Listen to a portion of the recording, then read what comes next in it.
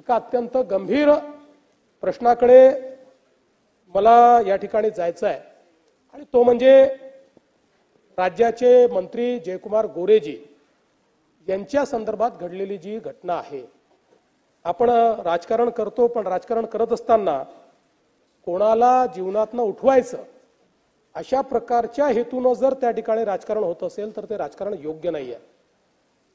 आपल्याला कल्पना आहे की त्यांच्या संदर्भातली जी केस होती ती केस 16 मध्ये रजिस्टर झाली, 19 मध्ये ती संपली। खरं म्हणजे ते तेव्हा सत्ता पक्षातही नव्हते, ते आमच्या सोबत नव्हते, पण ती हरकत नाहीये कुठेही असलं तरी। आणि त्याच्यानंतर अचानक हे उकरून काढायचं अशा प्रकारचा जो विषय झाला आणि म्हणून मी त्यांच्या हिमतीची दाद देतो। एखादा व्यक्ती अशा परिस्थितीमध्ये आपण दोषी आहोत का नाही आहोत, बाबा हे घरच्यांना अपमान नको, समाजात अपमान नको म्हणून अशा गोष्टी मिटवता येतील का प्रयत्न करतो। पण त्यांना लाचेची मागणी झाल्यानंतर की आम्हाला हे प्रकरण मिटवायचं, त्यांनी हा निर्णय घेतला की मी या प्रकरणात दोषी नाही, मला कोर्टाने त्यात सोडलेलं आहे। त्यामुळे त्यांनी पोलीस स्टेशनला जाऊन तक्रार केली। तक्रार केल्यानंतर ट्रॅप लावला, ट्रॅप लावून सगळं कन्व्हर्सेशन हे त्या ठिकाणी टेप झालं, सगळी मागणी टेप झाली। अनेक कन्व्हर्सेशन्स आहेत जे सगळे त्या ठिकाणी पूर्णपणे टेप केलेले आहेत।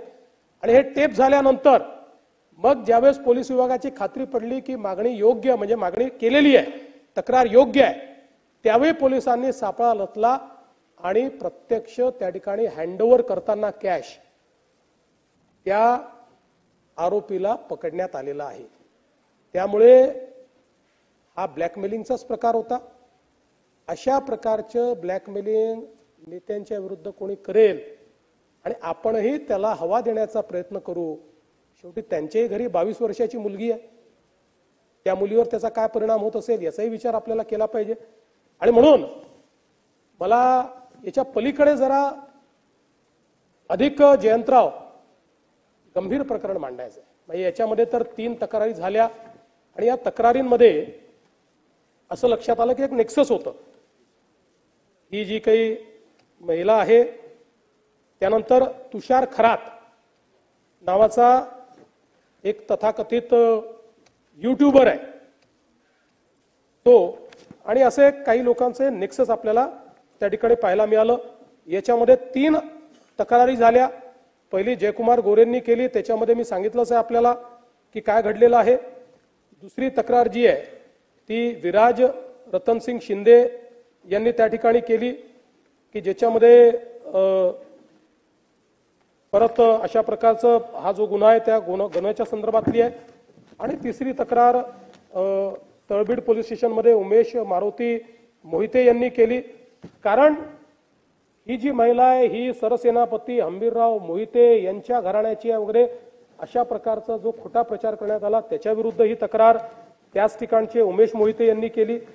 आणि एक तक्रार फिर्यादी शेखर पाटोळे यांनी केली की ज्या तक्रारीमध्ये त्या ठिकाणी 2 इसमांनी त्यांना लाथाबुक्क्यांनी मारून हार्ड डिस्क हिसकावून घेतली वगैरे अशा प्रकारच्या 4 तक्रारी या ठिकाणी झाल्या। आणि मग याच्यामध्ये 3 लोकांना अटक झालेली आहे। एक ती महिला आहे, दुसरा हा रिपोर्टर तुषार खरात आहे आणि तिसरा एक अनिल सुभेदार आहे। आता या सगळ्यांचं जे काही या सगळ्यांनी मिळून हा कट रचला, याचे सगळे पुरावे सापडले।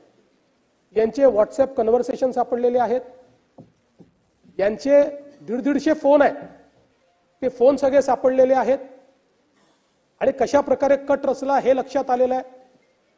पण दुर्दैवाची गोष्ट पुढची आहे, ती गोष्ट अशी आहे की याच्यामध्ये थेट या सगळ्यांशी पूर्णपणे संपर्कात राष्ट्रवादी काँग्रेस शरद पवार गटाचे लोक दिसतात।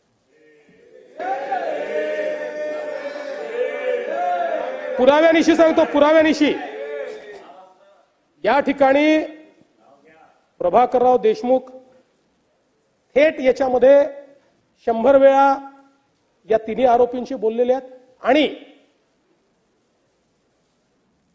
व्हिडिओज त्यांच्याकडे गेले आहेत, त्यांच्याकडनं उत्तर आलेलं आहे। पण त्याही पेक्षा त्याहीपेक्षा मला जसं वाईट वाटतं, मी काय त्यांच्यावर आरोप करत नाहीये, पण त्यांनी आत्मचिंतन केलं पाहिजे.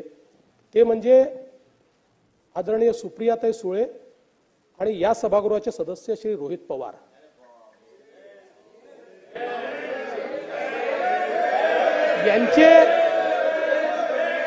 यांचे कॉल्स तुषार खरात आणि यांच्या विरुद्ध जे व्हिडिओ केलेले आहेत ते व्हिडिओ केल्यानंतर त्यांनी यांना पाठवले आहेत.